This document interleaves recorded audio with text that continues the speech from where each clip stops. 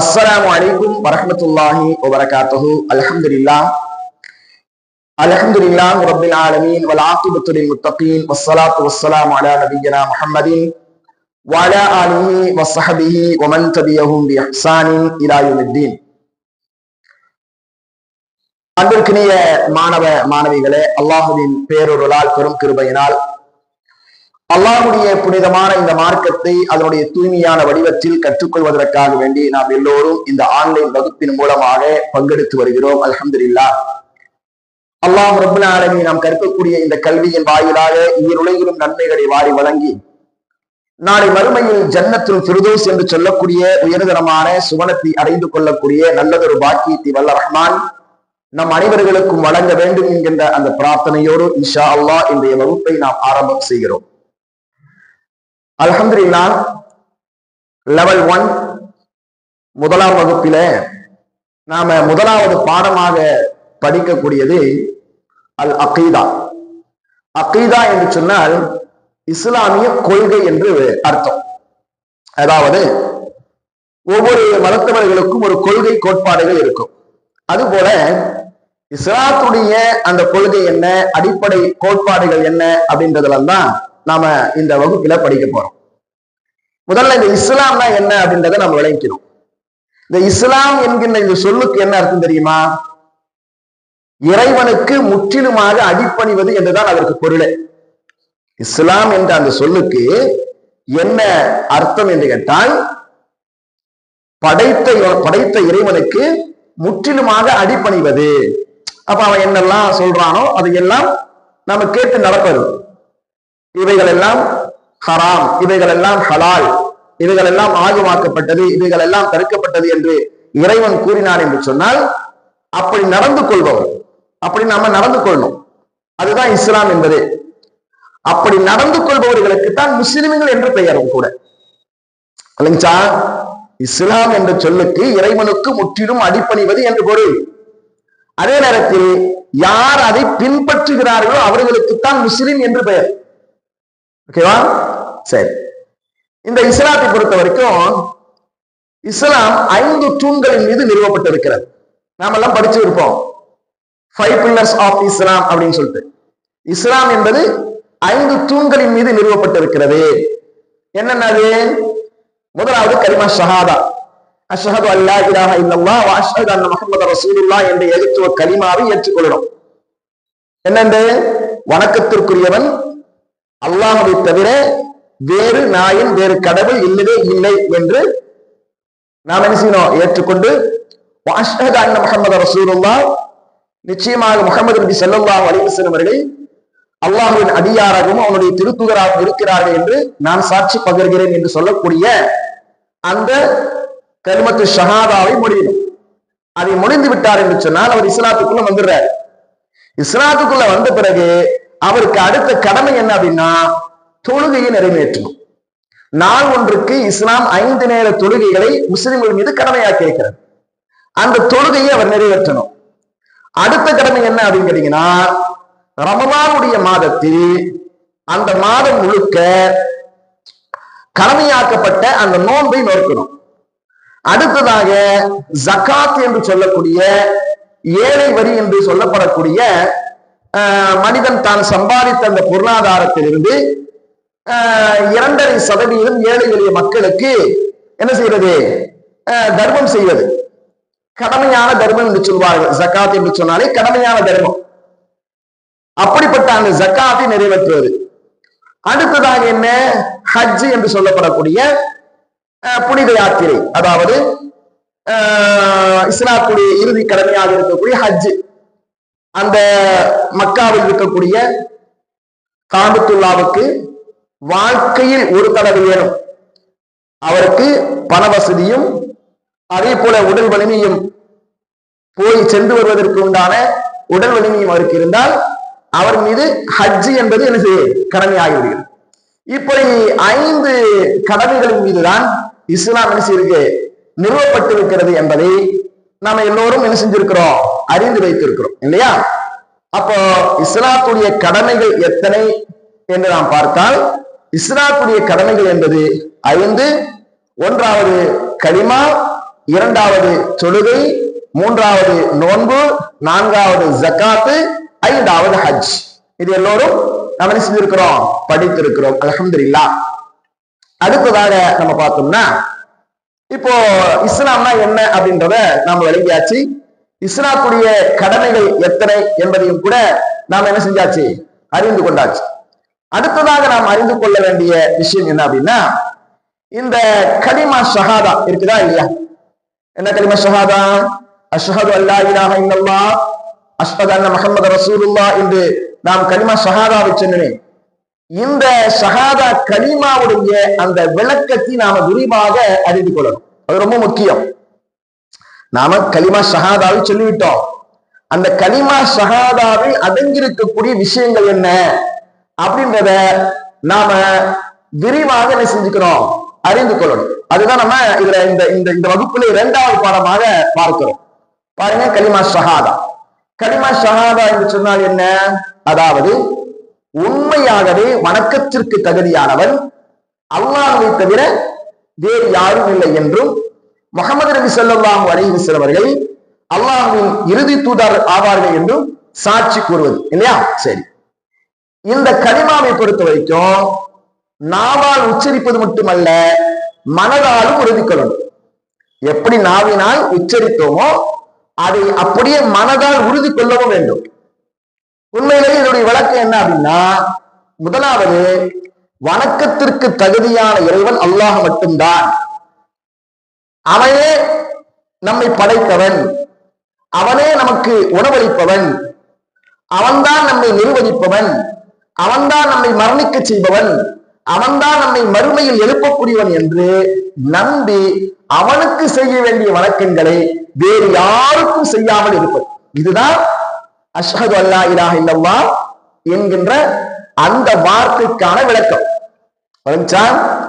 வணக்கத்திற்கு தகுதியான இறைவன் அல்லாஹ் மட்டும்தான் என்று நாம் சொன்னதற்கு பின்னால என்னெல்லாம் வந்துருது?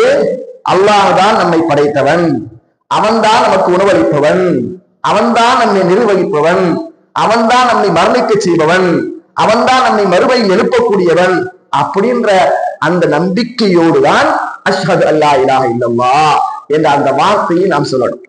சரி, அதே போல இந்த அஷ்ஹது அல்லா இலாஹ இல்லல்லாஹ் என்று சொல்லியாச்சு. வணக்கத்திற்கு தகுதியானவன் அல்லாஹ் மட்டும்தான் என்று சொன்னதுக்கு பிறகு அந்த வணக்க வழிபாடுகளை வேறு யாருக்கும் நாம செய்யாமல் இருப்பது.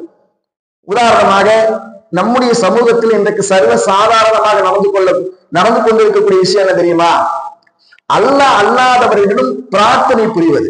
அல்லாஹ் அல்லாதவரிடத்துல போய் துவா கேட்கிறாங்களா இல்லையா? தர்காக்களுக்கு சென்று அவுலியாக்களிடத்திலே, மகான்களிடத்திலே என்ன செய்யறாங்க? துவா கேட்கக்கூடிய ஒரு காட்சியை பார்க்கிறோமா இல்லையா? இந்த துவா என்பது ஒரு இபாதத்தாக மார்க்கம் சொல்லி தருகிறது. அத்துவாவும் ஹுவல் இபாதான்றாங்க ரசூல் ஸல்லல்லாஹு அலைஹி வஸல்லம். துவா என்பது ஒரு இபாதத். அந்த இபாதத்தை அல்லாஹ் அல்லாதவர்களிடம் சென்று கேட்பது என்பது அது என்னதாகிறோம்? அந்த அஷ்ஹது அல்லா இலாஹ இல்லல்லாஹ் என்று சொன்னதற்கு அது மாற்றமாக ஆகும்.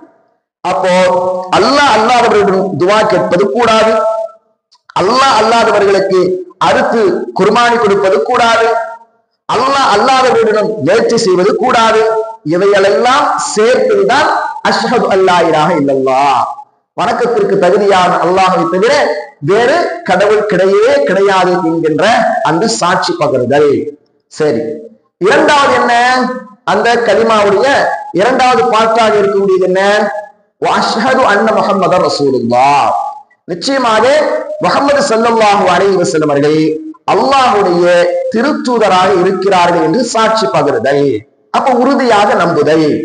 அதாவது அல்லாஹ்வுடைய அந்த தூது செய்தியை, அல்லாஹ்வுடைய அந்த தூது செய்தியை நமக்கு எடுத்துரைப்பவர்களாக ரசூலுல்லாஹி ஸல்லல்லாஹு அலைஹி வஸல்லம் அவர்கள் இருந்திருக்கிறார்கள். எனவே நாம நம்முடைய வாழ்க்கையில அவர்கள் சொன்ன அந்த விஷயங்களை எல்லாம் நாம் என்ன செய்யணும்? எடுத்து நடக்கணும். அதுதான் அஷ்ஹது அன்ன முஹம்மது ரசூலுல்லாஹ் என்பதற்கு அர்த்தமே. சும்மா வாயினால சொல்றதில்ல. அஷ்ஹது அன்ன முஹம்மது ரசூலுல்லாஹ் என்று எப்பொழுது சொன்னோமோ அப்பொழுது நபிகள் நாயகம் ஸல்லல்லாஹு அலைஹி வஸல்லம் அவர்கள் சொன்ன அந்த விஷயங்களை நம்முடைய வாழ்வில் எடுத்து நடக்க வேண்டும். அதே போல அவர்கள் எவைகளை எல்லாம் தடை செய்திருந்தார்களோ அவைகளை எல்லாம் விட்டு நாம் என்ன செய்யணும், தவிர்த்து இருக்க வேண்டும். இதுதான் அஷ்ஹது அன்ன முஹம்மது ரசூலுல்லாஹ் என்பதற்கான விளக்கம் என்பதை நாம் என்ன செய்யணும், விளங்கிக் கொள்ள வேண்டும். இது இரண்டாவது விஷயம். அதாவது இஸ்லாம்னா என்ன என்பதை நாம் அறிந்து கொண்டோம். அதே போல கலிமா ஷஹாதாவுடைய விளக்கங்களை நாம் அறிந்து கொண்டோம். அடுத்ததாக மூன்றாவது பாடமாக நாம் படிக்க இருப்பது என்ன அப்படின்னு கேட்டீங்கன்னா, இஸ்லாத்துடைய 50 தூண்களில் இரண்டாவதாக இருப்பது தொழுகை. இஸ்லாத்துடைய 50 தூண்களில் இரண்டாவதாக இருப்பது என்னமா, தொழுகை. அந்த தொழுகையை பற்றி உண்டான ஒரு விரிவான பாடத்தை சுருக்கமாக நம்ம செய்யலாம், இந்த பாடத்தின் வகுப்பின் மூலமாக அறிந்து கொள்ள இருக்கிறோம். முதல்ல தொழுகைனா என்ன அப்படின்னா, அரபியில் அஸ்ஸலா, ஸலாத் என்று சொல்லுவார்கள். அதாவது அல்லாஹ்விற்கு முன்னால் ஒரு குறிப்பிட்ட முறையில் தன்னுடைய அடிமைத்தனத்தை வெளிப்படுத்துவதுதான் தொழுகை, இல்லையா? நான் அடிமை, என்னுடைய இறைவனுக்கு, என்னுடைய ரப்புக்கு, என்னுடைய எஜமானனுக்கு நான் அடிபணிகிறேன் என்பதை காட்டக்கூடிய ஒரு செயல் வெளிப்பாடுதான் தொழுகை. அடிமைத்தனத்தை வெளிப்படுத்துவதற்குண்டான ஒரு அம்சம் தான் என்னது, தொழுகை. ஓகேவா? இந்த தொழுகையை குறித்து ஏராளமான செய்திகளை நபி ஸல்லல்லாஹு அலைஹி வஸல்லம் அவர்கள் ஹதீஸ்கள்ல சொல்லியிருக்கிறாங்க.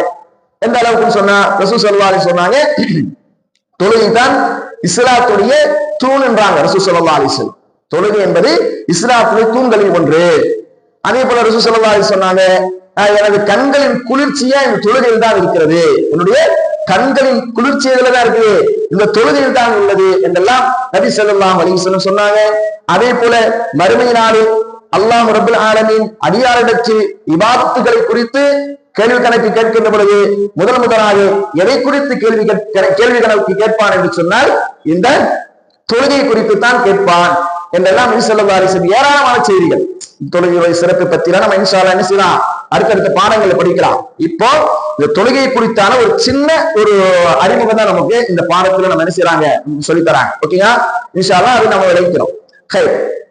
அடுத்ததாக பாருங்களேன், ஏன்னா இந்த தொழுகையை பொறுத்த வரைக்கும் மார்க்கத்துடைய அனைத்து காரியங்களிலும் தொழுகைதான் மிக முக்கிய வணக்கம். எத்தனையோ வணக்க வழிபாடுகள் இருக்கிறது, ஆனால் அந்த வணக்க வழிபாடுகளில் எல்லாம் தலையான ஒரு வணக்க வழிபாடாக எது இருக்குது அப்படின்னு சொன்னா தொழுகைதான். ஏன்னா அல்லாஹ் ரப்புல் ஆலமீன் இந்த நிரந்தரமான ஒரு அடியான் அவனுடைய வாழ்க்கையில் நிரந்தரமான அவன் தொழுகையை நிறைவேற்றக்கூடியவராக இருந்தார் என்று சொன்னால் அந்த தொழுகைக்கு பிரதிபலனாக அல்லாஹ் என்ன செய்யறான்னு சொன்னா தன்னுடைய மன்னிப்பை வழங்குவதாக அல்லாஹ் ரப்புல் ஆலமீன் வாக்களித்து இருக்கிறார். அப்போ தொழுவதனால ஒரு நலமான வாழ்வையும் அதே போல வளமான இரணம், அதாவது ரிசுக்கையும் அல்லாஹ் நமக்கு என்ன செய்யறான், வழங்குகிறான். ஆகவே நாம தொழுகையை குறித்து அந்த விஷயங்களை கற்பதும் அதை சிறந்த முறையில நிறைவேற்றுவதும் ஒவ்வொரு முஸ்லிமின் மீதும் கடமை என்பதை நாம் என்ன செய்யணும், விளங்கிக் கொள்ள வேண்டும். அல்லாஹ் ரப்பல் ஆலமீன் அல் குர்ஆனில் கூட இப்படி பேசுகிறான். எப்படி? அகீமுஸ்ஸலா, நீங்கள் என்ன செய்யுங்க, தொழுகையை நிலைநாட்டுங்கள். அதே போல என்னது, நிச்சயமாக இன்ன ஸலாத்த கானத் அலல் முஃமினீன கிதாபன் மவ்கூதா, அல்லாஹ் குர்ஆன்ல சொல்றான், இன்ன ஸலாத்த கானத் அலல் முஃமினீன கிதாபன் மவ்கூதா, நிச்சயமாக இந்த தொழுகை என்பது நம்பிக்கையாளர்கள் மீது நேரம் குறிக்கப்பட்ட ஒரு கடமையாக உள்ளது, நேரம் குறிக்கப்பட்ட ஒரு கடமையாக உள்ளது அப்படின்னு அல்லாஹ் ரப்பல் ஆலமீன் அவனுடைய அருள்மறையாம் குர்ஆனில நமக்கு சொல்லி காட்டான். சரி, இந்த நேரம் குறிக்கப்பட்ட தொழுகை என்று சொன்னால் என்ன, அதை நபி ஸல்லல்லாஹு அலைஹி வஸல்லம் அவர்கள் நமக்கு சொல்லி தராங்க. நாள் ஒன்றுக்கு 5 நேரம் தொழுகை தொழ வேண்டும். அந்த தொழுகையுடைய அந்த பெயர்களை நாம் கூட நம்ம அறிந்து வைத்திருக்கிறோம். என்ன? அதிகாலையில் தொழக்கூடிய தொழுகைக்கு ஃபஜ்ர் என்றும், அதே போன்று மதிய நேரத்தில் தொழக்கூடிய அந்த தொழுகைக்கு வஹ்ருடைய தொழுகை என்றும், அதே போல சாயங்காலம் தொழக்கூடிய அந்த தொழுகைக்கு அசர் என்றும், அதே போன்று அடுத்த தொழுகையாக மகரிப் என்றும் இஷா என்றும், இப்படி நாம் தொழுகைகளை குறித்து என்ன செஞ்சிருக்கிறோம், அறிந்து வைத்திருக்கிறோம். அப்ப இந்த 5 நேர தொழுகைகளையும் ஒவ்வொரு முஸ்லிமும் கடைபிடிப்பது என்பது அவர்கள் மீது கட்டாய கடமை என்று நபி ஸல்லல்லாஹு அலைஹி வஸல்லம் அவர்களும் அல்லாஹும் அல் குர்ஆனில் பதிவு செய்கிறார். அதனால தொழுகையில் நாம் என்ன செய்யணும், கவனமாக இருக்க வேண்டும். இது நாம் அறிந்து கொண்ட இரண்டாவது பாடத்துடைய ரொம்ப முக்கியமான விஷயம். ஓகேவா? இன்ஷா அல்லாஹ். அடுத்ததாக வாருங்கள் அன்பான மாணவர்களே, நாம அடுத்து படிக்கக்கூடிய பாடம் என்ன அப்படின்னு கேட்டீங்கன்னா நோன்பு இல்லையா? புனியல் இஸ்லாம் அலா ஹம்ஸின் ஷஹாதத்தி அல்லா இலாஹ இல்லல்லாஹ் வ அன்ன முஹம்மது ரசூலுல்லாஹ் வ இகாமிஸ் ஸலாம் வ ஈதாஇஸ் ஸகாத் வல் ஹஜ் வ ஸௌமி ரமலான். ரமலானுடைய மாதத்தில் இஸ்லாம் என்பது 5 தூண்கள் மீது நிறுவப்பட்டிருக்கிறது. அதுல கலிமா, ஷஹாதா, இரண்டாவது தொழுகை, மூன்றாவது நோன்பு, நாலாவது ஜக்காத், ஐந்தாவது ஹஜ் என்று படிச்சு பாருங்க. அதுல நோன்பை பற்றிய சில செய்திகளையும் நாம அறிந்து கொள்ளணும். சரி, இந்த நோன்புக்கு அரபு மொழியில சௌம் என்று சொல்லப்படும் இல்லையா? சௌம், சாது வாவு மீன். சௌம் என்று சொன்னால் அரபு மொழியில நோன்பு. அதுக்கு என்ன அர்த்தம் அப்படின்னு கேட்டீங்கன்னா தடுத்துக் கொள்ளுதல் என்ற அர்த்தம். உண்ணாமல் பருகாமல் தடுத்துக் கொள்வதற்கு தான் என்ன செய்யுது சௌம் அப்படின்னு சொல்லப்படும். இந்த மார்க்கத்தில் இதன் பொருள் என்ன அப்படின்னா, ஃபஜ்ர் உதயமானதிலிருந்து சூரியன் மறைகின்ற வரை நோன்பு நோட்பதாக நியத்து வைத்து உண்பது, குடிப்பது, ஏனைய நோன்பை முடிக்கக்கூடிய அனைத்து காரியங்களை விட்டும் தவிர்ந்திருப்பது, இதுக்குதான் என்னது நோன்பு என்று மார்க்கத்தில் சொல்லப்படும். இஸ்திலாஹ் நோன்பு என்று சொன்னால் இதுதான் அர்த்தம். சரி, இந்த நோன்பை பொறுத்த வரைக்கும் ஒவ்வொரு ஆண்டிலும் ரமலான் மாதம் முழுவதும் அது 20 ஏன் ரமலான் மாதம் என்று சொல்றோம், 30 நாள் என்று சொல்லல. 30ஆகவும் வரலாம், 28ஆவது 29ஆகவும் வரலாம், 29ஆகவும் இருக்கலாம் அந்த மாதம், 30ஆகவும் இருக்கலாம். அதனால ரமலான் மாதம் முழுவதும் வயதுக்கு வந்த சித்த சுவாதீனம் உள்ள முஸ்லிம்கள் அனைவரும் நோன்பு நோற்பது இஸ்லாத்தின் 5 கடமைகளில் ஒரு கடமை. இதை நம்ம ரொம்ப நினைக்கணும். இஸ்லாத்துடைய கடமைகளில் 5 கடமைகளில் ஒரு கடமை. யாருக்கெல்லாம் இது? அதாவது வயதுக்கு வந்த நல்ல புத்தியுள்ள, நல்ல புத்தி என்னது, அவர் மஜ்னூனாக பைத்தியமாக இருக்கக்கூடாது, புத்தி சுவாதீனம் உள்ள முஸ்லிம்கள் அனைவர்கள் மீதும் என்னது, ஆணாக இருந்தாலும் சரி பெண்ணாக இருந்தாலும் சரி அனைவர்கள் மீதும் இது கட்டாய கடமை, பிடித்துத்தான் ஆக வேண்டும். சரி, அதே நேரத்துல ரமலான் மாதத்தில நோன்பு நோக்க தவறிவிட்டால், முடியாம போயிடுச்சு, ஏதோ சில காரணங்களுக்காக ரமலானுடைய மாதத்துல என்ன செய்ய முடியல, நம்மளால நோன்பு நோக்க முடியவில்லை அப்படின்னா நம்ம என்ன செய்யறது? அது தவறிவிட்டாலே அதனை பின்பு நிறைவேற்றுவது, அதாவது கலா செய்வது கடமை. மற்ற விஷயங்கள் அப்படி இல்லை. இந்த ரமலானை பொறுத்த வரைக்கும், அதாவது ரமலானுடைய நோன்பை பொறுத்த வரைக்கும், அது அந்த நாட்களில் செய்ய முடியாமல் போய்விட்டால் அந்த நோன்பை எல்லாம் கணக்கிட்டு வேறு மாதங்களில் என்ன செஞ்சிடணும், இந்த ரமலான்ல இத்தனை நோன்பு எனக்கு விடுபட்டுருச்சு, நான் அந்த நோன்பு வைக்கிறேன் அப்படின்னு நியத்து வைத்து என்ன செஞ்சிடணும், அந்த நோன்பை கலா செய்துவிட வேண்டும் என்று மார்க்கம் என்ன செய்து நமக்கு சொல்லி தருகிறது. ஓகேவா? இதுதான் நோன்பு என்கின்ற அந்த பாடத்துடைய ஒரு சுருக்கமான ஒரு விளக்கம். சரி, அடுத்ததாக நாம பார்க்கக்கூடியது என்ன? 4வது கடமை ஜகாத் என்று சொல்லக்கூடிய கடமை இல்லையா? ஜகாத் என்று சொல்லக்கூடிய அந்த கடமை. ஜகாத்னா என்னங்க அப்படின்னா, நான் ஏற்கனவே சொன்னோம், ஜகாத் என்று சொன்னாலே கடமையான தான தர்மங்கள் செய்வது சதக்கா, அது கடமை அல்ல, செய்தால் நமக்கு நன்மை. ஆனா இந்த ஜகாத்தை பொறுத்த வரைக்கும் அது கடமையான தானம்.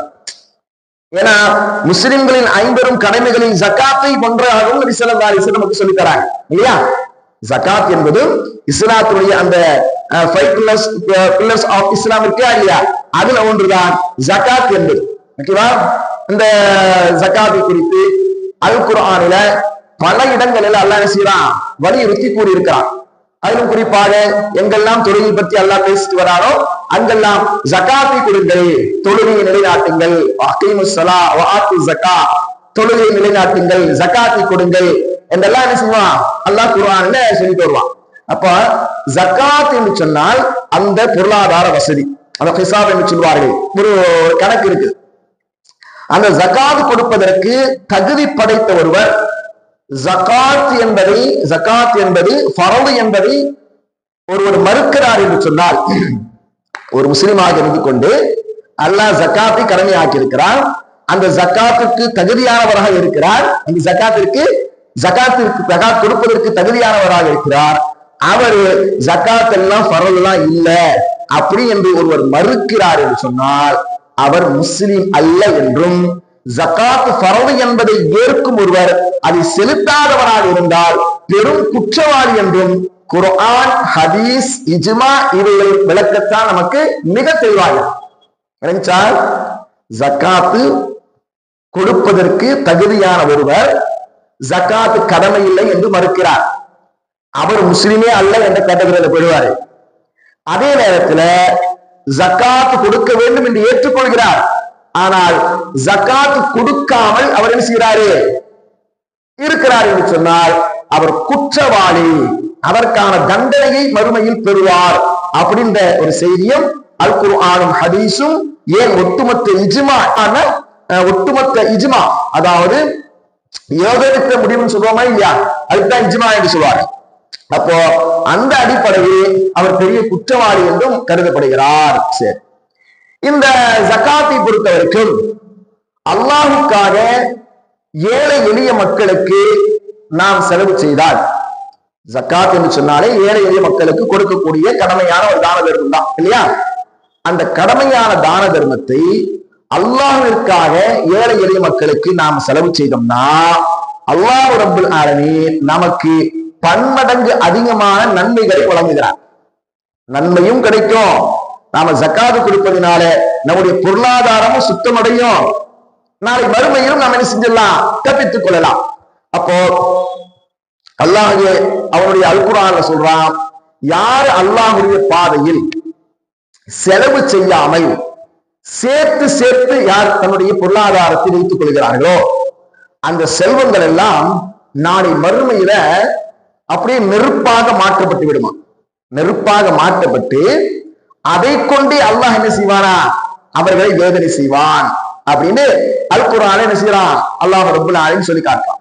அப்போ நாம் சம்பாதித்த அந்த சம்பாத்தியத்திலிருந்து ஒரு அளவுக்கு நமக்கு பொருளாதார வசதி சேர்ந்து விட்டது என்று சொன்னால் அதிலிருந்து நாம் என்ன செய்யறோம், ஏழை எளிய மக்களுக்கு கொடுக்க வேண்டிய அதை கணக்கிட்டு அந்த என்னென்ன கணக்குன்றதை நம்ம என்ன செய்யறோம் பின்னாடி பாடங்கள்ல படிப்போம்.